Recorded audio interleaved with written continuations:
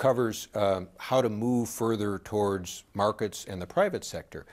This deals with state-owned enterprises. It deals with the hukou, the land system. It deals with natural resource prices. The Chinese, having grown so well over 30 years, I think have good foresight to even be asking these questions.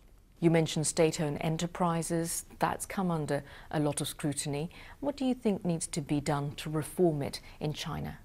Chinese depositors have often been paid very little for their savings. This has allowed the Chinese banks to give very attractive loans to state-owned enterprises. Some of those state-owned enterprises have monopolistic or oligopolistic positions, so they don't face much competition. They made large sums of money, and that's made large retained earnings. Should some of those retained earnings be dividended back so that they can be spent on some of the social programs? Should one create additional competition that actually creates some opportunities for foreign countries to compete? So again, it might alleviate some of the trade stresses. But this won't be easy because, as in Europe, US, Japan, now the state-owned enterprises are a strong interest group, so they're going to want to hold on to what they have. Now, you've said you'll be stepping down from your role as the president of the World Bank. Already we're seeing developing nations clamoring for a say on who'll be your successor. Don't you think it's unfair that the World Bank president has always been American?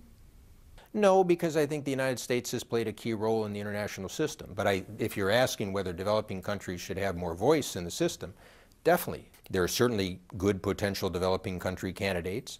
One of the things I've tried to do at the bank is bring a lot of them in at senior levels. But obviously I also think an American can do the job well. I mean, I'm an American, so I obviously would have that bias to that feeling.